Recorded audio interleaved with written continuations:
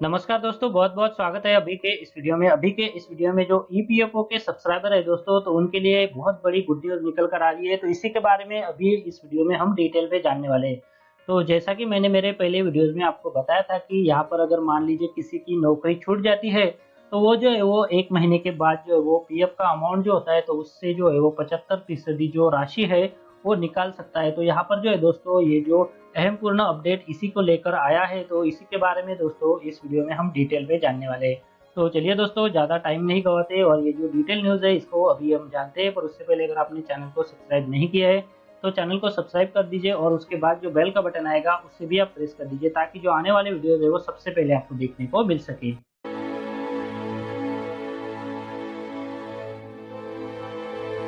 तो चलिए दोस्तों, ये जो ईपीएफओ के जो सब्सक्राइबर हैं, तो इनके लिए जो है गुड न्यूज़ निकल कर आ रही है दोस्तों। तो इसके बारे में अभी हम इस वीडियो में डिटेल में जानने वाले हैं।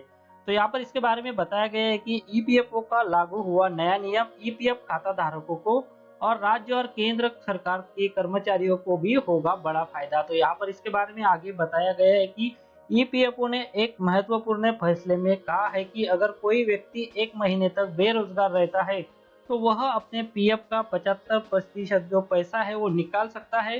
तो यह जो नियम है दोस्तों 6 दिसंबर 2018 से जो है वो लागू कर दिया है।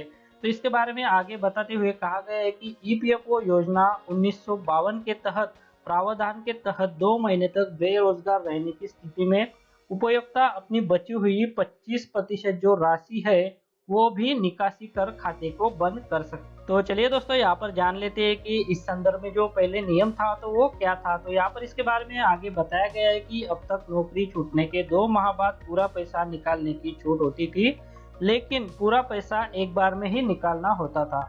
इस फैसले से प्राइवेट नौकरी करने वाले लाखों को फायदा मिलेगा। साथ ही पीएफ के संशोधित नियम राज्य और केंद्र सरकार के कर्मचारियों पर भी लागू होंगे। तो यहाँ पर ये जो केंद्र सरकार और राज्य सरकार के अधीन जो कर्मचारी काम करते हैं, तो उनके लिए भी ये जो नियम है दोस्तों वो लागू होगा, यहाँ पे बताया गया है। तो यहाँ पर इसके बारे में आगे बताया गया है कि तो ईपीएफ जो है वो क्या होता है। तो ईपीएफ जो है वो हम सभी जानते हैं कि जब भी आप किसी ऐसी कंपनी में काम करते हैं जो कर्मचारी भविष्य निधि संगठन यानी ईपीएफओ के तहत रजिस्टर है, तो आपके वेतन का 12% और कंपनी की तरफ से उतनी ही राशि ईपीएफओ में जमा करनी होती है।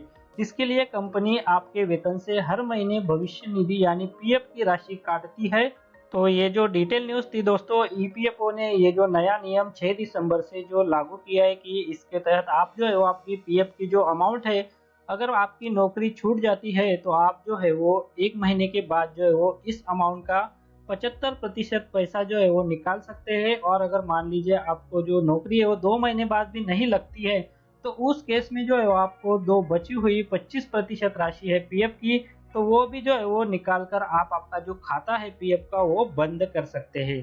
तो यहाँ पर ये जो महत्वपूर्ण फैसला है दोस्तों 6 दिसंबर के दिन जो है वो लागू हो गया है। तो इसी के बारे में मुझे आपको इस वीडियो में बताना था।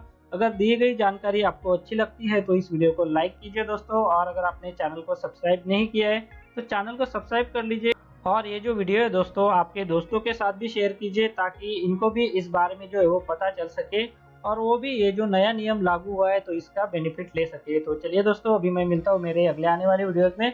तब तक के लिए नमस्कार। इस वीडियो को देखने के लिए आपका बहुत बहुत धन्यवाद। अगर आपको कोई सवाल है या फिर कोई कमेंट है तो आप इस वीडियो के नीचे जो कमेंट बॉक्स है वहाँ पे कर सकते हैं। और साथ में दोस्तों, अगर आप मेरे चैनल पे पहली बार विजिट करें तो मेरे चैनल को सब्सक्राइब कीजिए और जो उसके बाद बेल का आइकॉन आएगा उसे भी आप प्रेस कर दीजिए, ताकि मेरे जो आने वाले वीडियोज़ है वो सबसे पहले आपको देखने को मिल सके।